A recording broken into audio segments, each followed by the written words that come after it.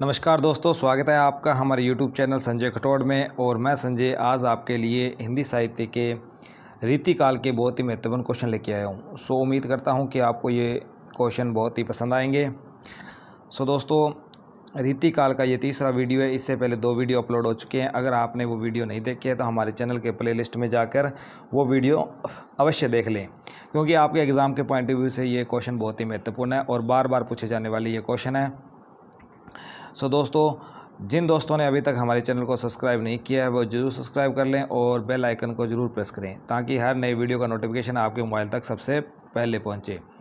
दोस्तों, आपके एग्ज़ाम के पॉइंट ऑफ व्यू से बहुत ही महत्वपूर्ण ये क्वेश्चन है, ये वीडियो बन रहे हैं। दोस्तों, प्रीवियस जो एग्ज़ाम हो चुके हैं 2011 से अब तक, उनमें जो क्वेश्चन बार बार रिपीट हो रहे हैं, उन क्वेश्चनों को ध्यान में रखते हुए ये वीडियो बनाए जा रहे हैं।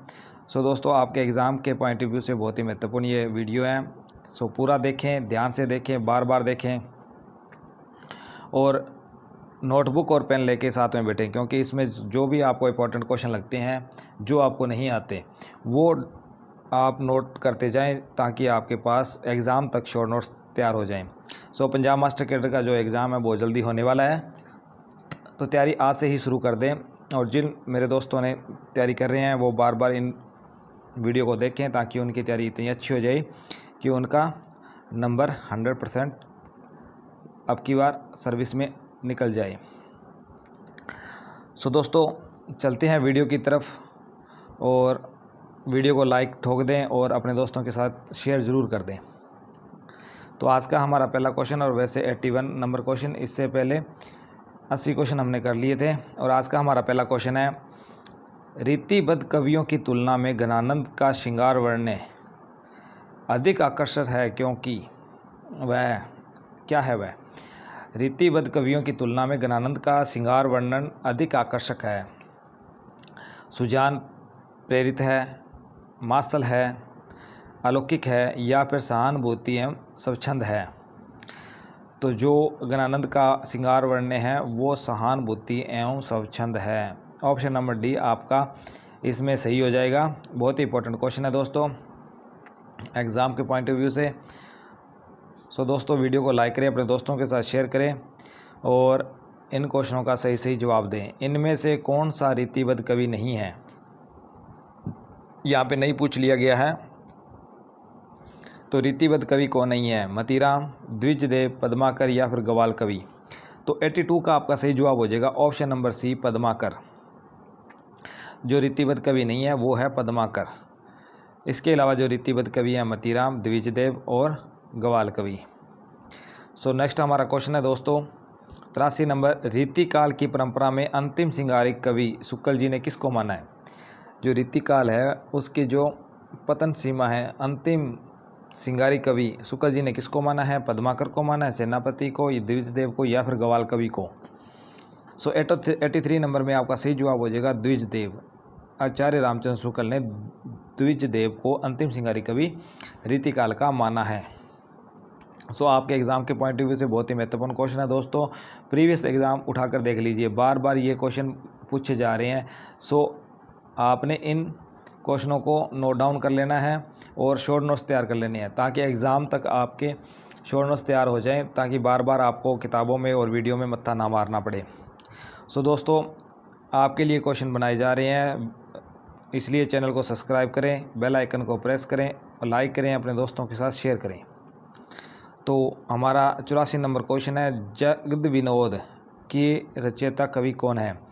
जो रचना है जगद विनोद, उसके रचयिता कवि कौन है? देव हैं, मतीराम है, भूषण है या फिर पद्माकर है। 4 में से आपने सही उत्तर का चयन करना है और 84 नंबर में आपका सही जवाब हो जाएगा पद्माकर जी हैं, उनकी ये रचना है जगद विनोद। वेरी इंपॉर्टेंट रचना है और ये बार बार एग्ज़ाम में पूछी जा रही है।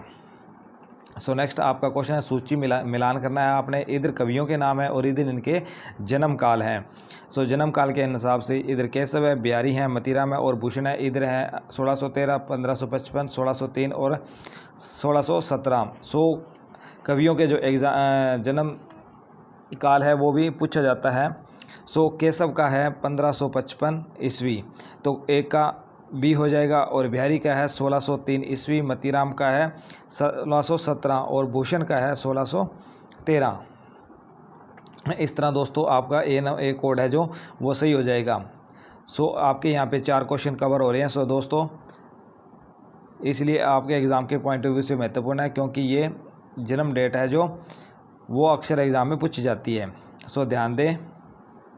और नेक्स्ट हमारा क्वेश्चन है 86 नंबर क्वेश्चन, इनमें से मतीराम की रचना कौन सी नहीं है।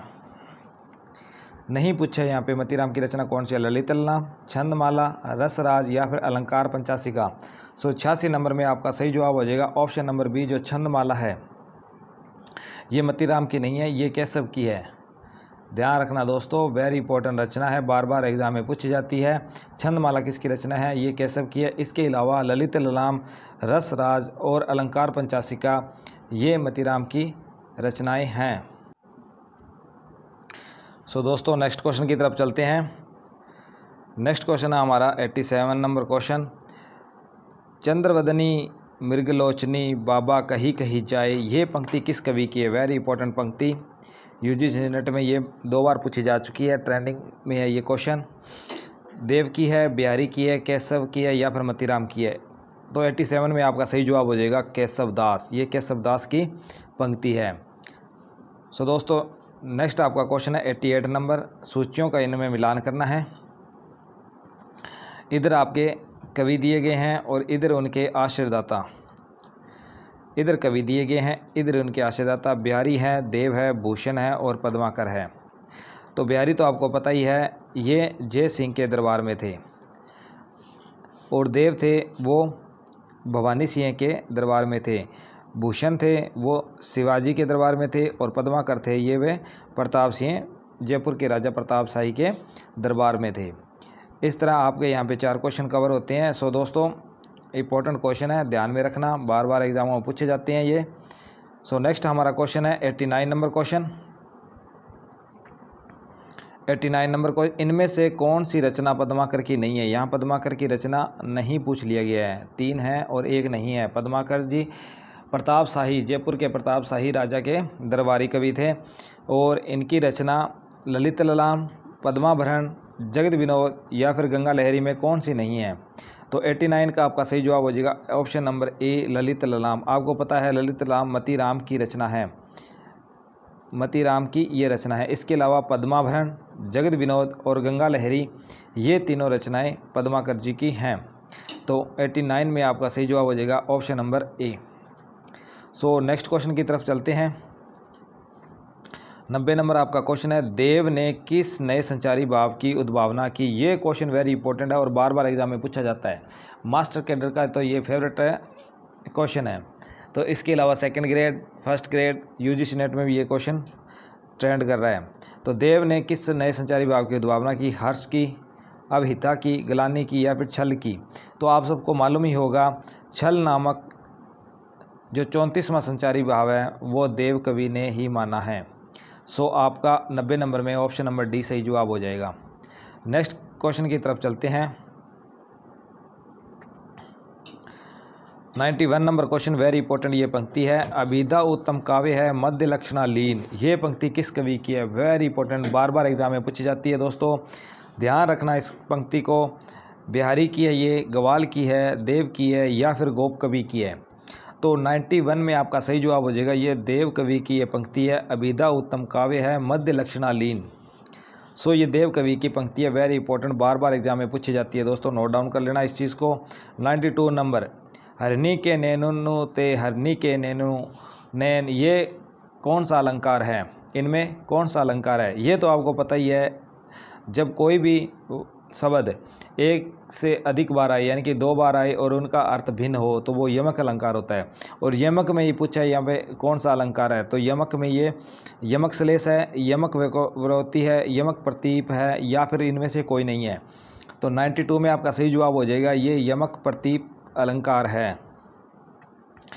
यानी कि हरनी के नैनन हूँ ते हरनी के ये नैनन, तो हरनी हरनी यहाँ पे 2 बार आया है, और नैनन हूँ और इधर नैन ये भी 2 बार आए हैं।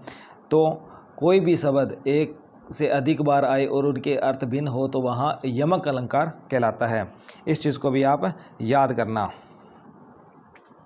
अगला आपका क्वेश्चन है 93 नंबर, इनमें से कौन बिहारी सतसई की टीका नहीं है? नहीं पूछा है दोस्तों। लाल चंद्रिका, बिहारी रत्नाकर, हरि प्रकाश टीका या फिर सर्वोधार बोधनी। इनमें से कौन बिहारी सतसई की टीका नहीं है? 93 नंबर में आपने सही उत्तर का चयन करना है। तो सुबोधार्थ जो बोधनी है ये बिहारी सतसई की टीका नहीं है। इसके अलावा बिहारी रत्नाकर, लाल चंद्रिका और हरि प्रकाश टीका ये तीनों बिहारी सतसई की टीका लिखी गई है। सो दोस्तों 93 में आपका सही जवाब हो जाएगा option number D. So next question की तरफ चलते हैं। इससे पहले अगर आपने वीडियो को लाइक नहीं ठोका है तो वीडियो को लाइक ठोक दीजिए और अपने दोस्तों के साथ शेयर कर दीजिए। सो ये पंक्ति है, कुंदन को रंग फीको लगे, झलके अति अंगनी चारु गोराई। ये पंक्ति किस कवि की है? कुंदन को रंग फीको लगे, रंग फीका किसको लगता है? जिसकी मति मारी जाती है। तो आपके ऑप्शन है मतीराम, पद्माकर, देव या फिर घनानंद। तो 94 नंबर में आपका सही जवाब हो जाएगा ऑप्शन नंबर ए। जिसकी मति मारी जाती है उसको कुंदन का रंग फीका ही लगता है। तो कुंदन को रंग फीको लगे, झलके अति अंगनी अग्नि चारु चुक गोराई, तो ये मतीराम की पंक्ति है। ऑप्शन नंबर ए आपका 94 नंबर में सही हो जाएगा दोस्तों। नेक्स्ट आपका क्वेश्चन है दोस्तों 95 नंबर, सिंगार लतिका के रचयिता कवि कौन हैं? जो रचना है सिंगार लतिका उसके रचयिता कवि कौन है? पद्माकर हैं, द्विजदेव हैं, प्रताप शाही हैं फिर या फिर रसलीन हैं। तो 95 नंबर में आपका सही जवाब हो जाएगा ऑप्शन नंबर बी, द्विजदेव। सिंगार लतिका जो रचना है वो द्विजदेव की है। ऑप्शन नंबर बी आपका यहाँ पे सही जवाब हो जाएगा। नेक्स्ट क्वेश्चन की तरफ चलते हैं। इससे पहले अगर आपने वीडियो को लाइक नहीं किया तो वीडियो को लाइक कर दीजिए, अपने दोस्तों के साथ शेयर कीजिए।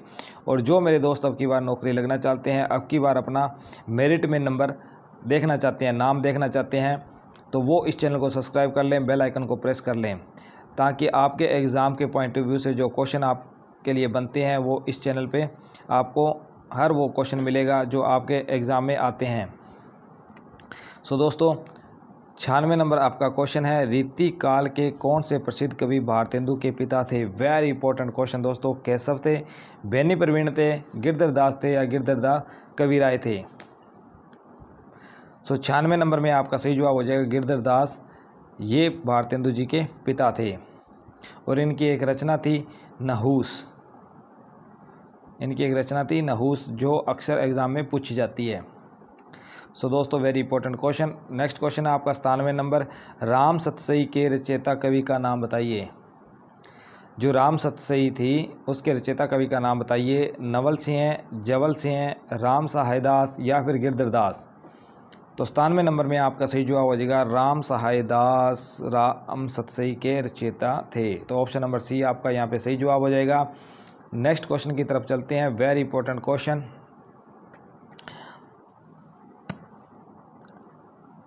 ढेल सो बनाए, 98 नंबर आपका क्वेश्चन है। ढेल सो बनाए आए मेलत सभा के बीच, लोगन कवित की वो खेल करी जानो है। ये पंक्ति किस कवि की है? वेरी इंपॉर्टेंट पंक्ति और बार बार पूछी जाती है। आपके यहाँ पे ऑप्शन हो जाते हैं ठाकुर, बोधा, आलम या फिर घनानंद। सो दोस्तों आपके एग्ज़ाम के पॉइंट ऑफ व्यू से ये क्वेश्चन बहुत ही महत्वपूर्ण है, इसलिए मैं बार बार बोल रहा हूँ कि आप इस चैनल को सब्सक्राइब कर लीजिए और अपने दोस्तों के साथ शेयर कर दीजिए। और 98 नंबर में आपका सही जवाब हो जाएगा, ये ठाकुर की पंक्ति है। ढोल सो बनाए आए मेलत सभा के बीच, लोगन कवित के वो खेल करी जानो है। ये ठाकुर की पंक्ति है 98 में। ऑप्शन नंबर ए आपका सही जवाब हो जाएगा। नेक्स्ट क्वेश्चन की तरफ चलते हैं। 99 नंबर क्वेश्चन, जान मिले तो जहान मिले, नहीं जान मिले तो जहान कहाँ को? यानी कि जान मिले तो जहान मिले, नहीं जान मिले तो जहान किस काम का। ये पंक्ति किस कवि की है? ठाकुर की, आलम की, बोधा की या फिर घनानंद की। तो 99 में आपका सही जवाब हो जाएगा ऑप्शन नंबर सी, जो बोधा जी हैं ये इनकी पंक्ति है। बहुत ही महत्वपूर्ण पंक्ति है जो अक्सर एग्जाम में पूछी जाती है। सो दोस्तों 100 नंबर आपका क्वेश्चन है, इनमें से महाभारत और हरिवंश का हिंदी पद में अनुवाद किस कवि ने किया? Very important question. महाभारत और हरिवंश का हिंदी पद में अनुवाद किस कवि ने किया? गोकुलनाथ ने, हरिनारायण ने, ब्रजवासी दास ने या फिर गोप कवि ने। तो 100 नंबर में आपका सही जवाब हो जाएगा गोकुलनाथ जी हैं, इन्होंने महाभारत और हरिवंश को हिंदी पद में अनुवाद किया। सो 101 नंबर आपका क्वेश्चन है, सुजान चरित्र के रचयिता कवि का नाम बताइए। वेरी इंपॉर्टेंट रचना, वेरी IMP लगा लीजिए, मास्टर के लगा, तो ये तो इंपॉर्टेंट क्वेश्चन है और ये ट्रेंड कर रहा है। सुजान चरित्र के रचयिता कवि का नाम बताइए। भूषण है, ज्ञानानंद है, सूदन है या फिर चिंतामणि है। तो सुजान का चरित्र किसने लिखा? तो वो लिखा सूदन ने। यहाँ पे ज्ञानानंद मत कर दीजिएगा, बहुत सारे मेरे दोस्त सुजान का नाम सुनते ही ज्ञानानंद ऑप्शन में ठोक देते हैं और बाद में पछताते हैं। सो दोस्त फिर पछताए हो तो क्या जब चिड़िया चुग गई खेत। इसलिए ध्यान से पढ़िए, इन वीडियो को बार बार देखिए ताकि आपके जो कन्फ्यूजन है वो दूर हो जाएं। और इस जो क्वेश्चन है सुजान चरित्र के रचयिता कवि वो है सूदन। ऑप्शन नंबर सी आपका सही जवाब हो जाएगा। नेक्स्ट क्वेश्चन की तरफ चलते हैं। 102 नंबर आपका क्वेश्चन है, भरतपुर के राजा सुजान सिंह सुजानमल के दरबारी कवि इनमें से कौन है? वेरी इंपॉर्टेंट क्वेश्चन और पीछे आपने देख लिया है इस क्वेश्चन को, देव, सेनापति, पद्माकर या फिर सूदन। तो 102 में आपका सही जवाब हो गया ऑप्शन नंबर डी, जो सूदन है वो भरतपुर के राजा सुजान सिंह के दरबारी कवि थे। सो दोस्तों आपके एग्ज़ाम के पॉइंट ऑफ व्यू से बहुत ही महत्वपूर्ण क्वेश्चन है, इसलिए बार बार बोल रहा हूँ कि इस चैनल को सब्सक्राइब कर लीजिए, बेल आइकन को प्रेस कर लीजिए और अपने दोस्तों के साथ शेयर कर दीजिए इसको। इनमें से कौन सा ग्रंथ वीर रसात्मक नहीं है? वीर रसात्मक ग्रंथ कौन सा नहीं है? शिवा बावनी, छत्रसाल दशक, सुजान चरित्र या फिर जगत विनोद। 103 में आपका सही जवाब हो जाएगा ऑप्शन नंबर डी है जगत विनोद। ये वीर रसात्मक नहीं है। इसके अलावा शिवा बावनी, सुजान चरित्र और छत्रसाल दशक है, ये तीनों जो ग्रंथ हैं ये वीर रसात्मक ग्रंथ है। सो 103 में आपका ऑप्शन नंबर डी सही जवाब हो जाएगा। 104 नंबर आपका क्वेश्चन है, पौन में आ करी घूंघट टरे दया करी दामनी दीप दिखावे। यह पंक्ति किस कवि की है? वेरी इंपॉर्टेंट पंक्ति दोस्तों, आपके ऑप्शन में हो जाएंगे नागरीदास, चाचा हित वनदास, रसनिधि या फिर गोप। तो 104 में आपका सही जवाब हो जाएगा नागरीदास की ये पंक्ति है दोस्तों, वेरी इंपॉर्टेंट पंक्ति, ध्यान में रखना। नेक्स्ट क्वेश्चन की तरफ चलते हैं। पृथ्वी सिंह इनमें से किस कवि का वास्तविक नाम था? वेरी इंपॉर्टेंट क्वेश्चन दोस्तों, वेरी इंपॉर्टेंट, नोट डाउन कर लेना। पृथ्वी सिंह इनमें से किस कवि का वास्तविक नाम था? रसलीन का, रसनिधि का, ग्वाल कवि का या फिर ज्ञानानंद का। तो 105 नंबर आपका क्वेश्चन है और वो सही जवाब हो जाएगा रसनिधि। जो रसनिधि थे उनका वास्तविक नाम था पृथ्वी सिंह। सो दोस्तों नेक्स्ट क्वेश्चन 106 नंबर, ये साक्षात रसमूर्ति और ब्रजभाषा के प्रधान स्तंभों में हैं। क्या बोला गया है? ये साक्षात रसमूर्ति और ब्रजभाषा के प्रधान स्तंभों में है। ये उक्ति आचार्य रामचंद्र शुक्ल ने किस कवि के बारे में कही है? बहुत ही महत्वपूर्ण ये जो पंक्ति है, ये साक्षात रसमूर्ति और ब्रजभाषा के प्रधान स्तंभों में है। तो आपके ऑप्शन में हो जाएंगे बिहारी, पद्माकर, मतीराम या फिर ज्ञानानंद। तो 106 में आपका सही जवाब हो जाएगा ज्ञानानंद है। इनके बारे में आचार्य रामचंद्र शुक्ल ने कहा है ये साक्षात रसमूर्ति और ब्रजभाषा के प्रधान स्तंभों में हैं। सो ध्यान में रखना इस पंक्ति को, एग्जाम में बार बार पूछी जाती है। इधर आ गया, छत्र प्रकाश के रचयिता कवि का नाम बताइए। बहुत ही महत्वपूर्ण इंपॉर्टेंट ये रचना है, बार बार एग्जाम में पूछी जाती है। ऑप्शन में आ जाएंगे आपके सूदन, पद्माकर, लाल कवि और रसनिधि। लास्ट बार ऐसे पढ़ो कि फिर पढ़ने की ज़रूरत ना पड़े। सो दोस्तों बार बार वीडियो को देखो, नोट डाउन करते जाओ जिन क्वेश्चनों को आप नहीं आते, और सर्च करो। सर्च करने से आपकी जो सोचन शक्ति है वो बढ़ती है और सर्च करने से आपको वो क्वेश्चन इतना याद हो जाता है तो आप कभी नहीं भूल पाओगे। सो दोस्तों इसलिए आपको बार बार बोलने हैं कि मौका बार बार नहीं मिलेगा, इसलिए चैनल को सब्सक्राइब कर लीजिए, बेल आइकन को प्रेस कर लीजिए और तैयारी अच्छे से करिए। छत्र प्रकाश के रचयिता कवि का नाम बताइए। यहाँ पे 107 नंबर में सूदन है, पद्माकर है, लाल कवि है या फिर रसनिधि है। तो 107 में आपका सही जवाब हो जाएगा ऑप्शन नंबर सी, लाल कवि। छत्र के नीचे कौन है? मेरा लाल है। ऐसे आप इस रचना को याद कर सकते हैं। ऑप्शन नंबर सी यहाँ पे आपका सही जवाब हो जाएगा। अगला आपका क्वेश्चन है 108 नंबर, छत्र प्रकाश किस प्रकार का काव्य है? ये यही पूछ लिया जाता है किस प्रकार का काव्य है। रीति ग्रंथ है, चरित्र काव्य है, राज प्रशस्ति है या फिर नीति काव्य है। तो 108 में आपका सही जवाब हो जाएगा ऑप्शन नंबर बी, ये चरित्र काव्य है, क्योंकि लाल कवि ने यहाँ पे चरित्र काव्य लिखा है छत्र प्रकाश। तो चरित्र काव्य आपका ऑप्शन नंबर बी सही जवाब हो जाएगा। 109 नंबर आपका क्वेश्चन है दोस्तों। नेक्स्ट क्वेश्चन, इससे पहले अगर वीडियो को लाइक नहीं किया तो वीडियो को लाइक कर दो, अपने दोस्तों के साथ ज़रूर शेयर कर दो दोस्तों। छंदों की विविधता केशव की किस रचना में है? वेरी इंपॉर्टेंट ये रचना है। और छंदों की विविधता क्वेश्चन को उल्ट पटाकर कैसे भी पूछा जा सकता है, पर मतलब वही होगा दोस्तों। इसलिए आप उस क्वेश्चन को चारों तरफ से घुमा फिरा कर उसको बनाकर देखें। छंदों की विविधता केशव की किस रचना में है? रसिक प्रिया में, कवि प्रिया में, रामचंद्रिका में या फिर विज्ञान गीता में? तो 109 में आपका सही जो होगा रामचंद्रिका, ऑप्शन नंबर सी। छंदों का अजायब किसको कहा जाता है? वही रामचंद्रिका को। तो इस तरह क्वेश्चन को घुमा फिरा कर आपसे पूछा जाता है और आप कंफ्यूज हो जाते हैं। इसलिए एक क्वेश्चन को आप चारों तरफ से कितनी बार वो बन सकता है, कैसे कैसे बन सकता है, वो बना कर देखें और इससे आपका क्वेश्चन भी क्लियर हो जाएगा और आपको वो उम्र भर के लिए याद भी हो जाएगा। तो 109 में आपका सही जवाब हो जाएगा ऑप्शन नंबर सी रामचंद्रिका। छंदों की विविधता केशव की किस रचना में है? तो वो रामचंद्रिका में। नेक्स्ट क्वेश्चन आपका 110 नंबर क्वेश्चन दोस्तों, रीतिकाल में राष्ट्रीयता की भावना जगाने वाला कवि कौन था? लो जी, इंपॉर्टेंट ये क्वेश्चन आपके एग्ज़ाम के पॉइंट ऑफ व्यू से बिहारी था, भूषण था, सूदन था या फिर पद्माकर था? तो 110 नंबर में आपका सही जवाब हो जाएगा जो भूषण थे वो रीतिकाल में राष्ट्रीयता की भावना जगाने वाले एकमात्र कवि थे। अगला आपका क्वेश्चन है 111 नंबर, बिहारी सतसई इनमें से किस वर्ग में आता है? बिहारी सतसई इनमें से किस वर्ग में आती है? प्रबंध काव्य में, मुक्तक काव्य में, चरित्र काव्य या फिर चंपू में? 111 में आपने सही उत्तर का चयन करना है और आपका सही जवाब हो जाएगा जो मुक्तक काव्य है इसके अंदर ये बिहारी सतसई रचना आती है। बिहारी की एकमात्र रचना बिहारी सतसई, जिससे उनको प्रसिद्धि प्राप्त हुई। नेक्स्ट क्वेश्चन आपका 112 नंबर, घनानंद को अमर करने वाली रचना का क्या नाम है? घनानंद जिनको एक रचना अमर कर गई उसका नाम क्या था? ऑप्शन में आपके कविता संग्रह है, सुजान सागर, सुजान चरित्र या फिर इनमें से कोई नहीं। यहाँ पे दोनों रचनाएं दी गई है, सुजान चरित्र और सुजान सागर। यहाँ पे जिसकी ये नहीं पढ़ी हुई, जिसने ध्यान से नहीं पढ़ा, वो यहाँ पे ज़रूर कंफ्यूज होता है दोस्तों। इसलिए बार बार कहते हैं कि हर एक क्वेश्चन को अलग अलग बार अलग अलग तरीके से बना के देखें। तो यहाँ पे आपका सही जवाब हो जाएगा ऑप्शन नंबर बी सुजान सागर। सुजान सागर है वो घनानंद की रचना है और इस रचना के लिए ही वो उनको प्रसिद्धि मिली थी। ठीक है, अब क्वेश्चन आता है कि सुजान चरित्र किसकी रचना है? तो ये सूदन की रचना है।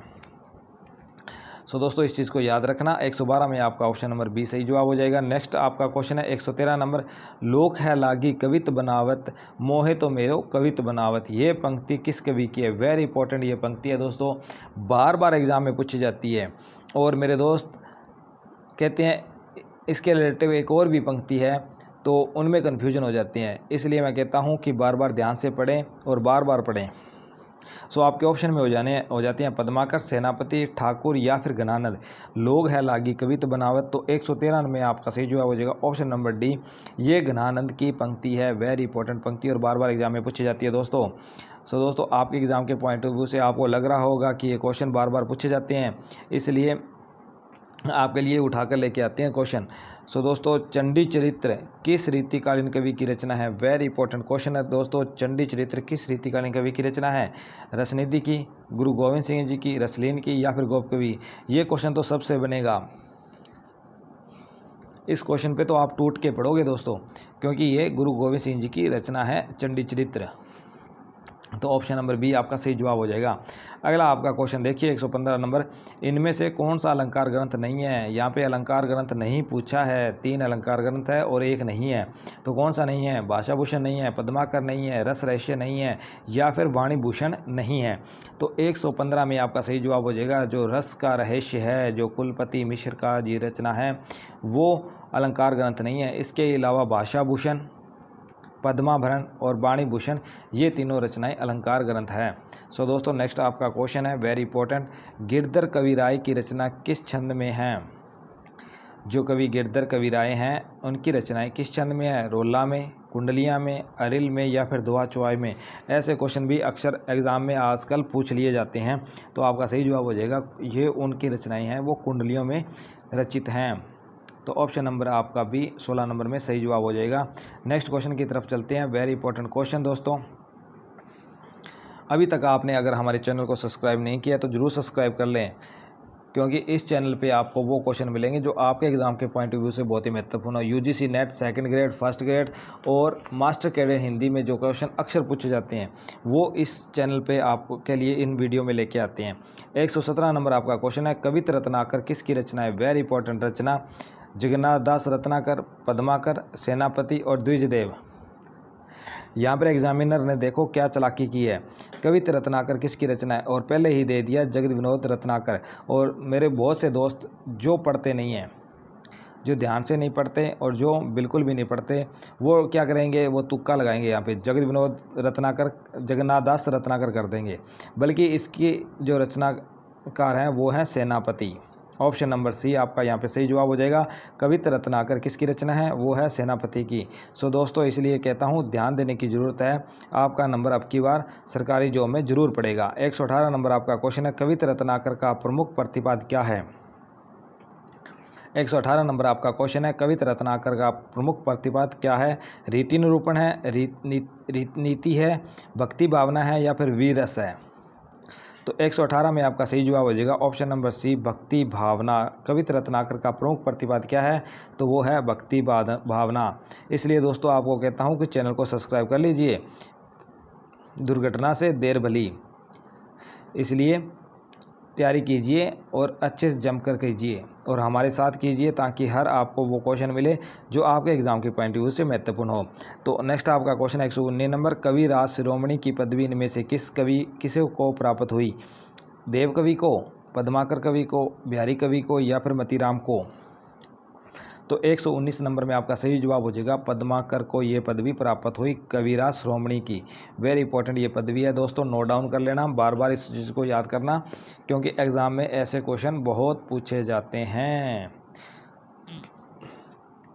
नेक्स्ट आपका क्वेश्चन है 120 नंबर और आज का लास्ट क्वेश्चन है, इनमें से देव की रचना कौन सी नहीं है? यहाँ पे नहीं पूछ लिया गया, शब्द रसायन नहीं है, देव शतक नहीं है, भवानी विलास नहीं है या फिर सुजान चरित्र नहीं है। तो आपको ये क्वेश्चन तो बनता ही होगा और आपका सही जवाब हो जाएगा ऑप्शन नंबर जो डी है, सुजान चरित्र।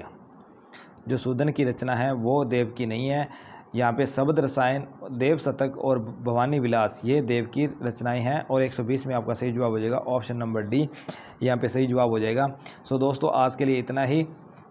सो उम्मीद है कि आपको ये क्वेश्चन बहुत ही पसंद आए होंगे और आपके एग्ज़ाम के पॉइंट ऑफ व्यू से आपको लगा होगा कि ये क्वेश्चन बार बार पूछे जाते हैं और एग्ज़ाम में आ सकते हैं। सो दोस्तों चैनल को सब्सक्राइब कर लीजिए, बेल आइकन को प्रेस कर लीजिए ताकि हर नए वीडियो का नोटिफिकेशन आप तक मिले और वीडियो को लाइक करना ना भूलें। दोस्तों आपसे हम फीस नहीं ले रहे, सिर्फ लाइक करने की रिक्वेस्ट कर रहे हैं। लाइक करें, अपने दोस्तों के साथ शेयर करें। आप चाहते हैं कि मेरा वो दोस्त नौकरी लगना चाहिए तो इसलिए आप अपने उन दोस्तों के साथ शेयर कीजिए जिनकी आपको दुआ मिलेंगी। सो दोस्तों आज के लिए इतना ही, मिलते हैं नेक्स्ट वीडियो में। तब तक के लिए जय हिंद, जय भारत।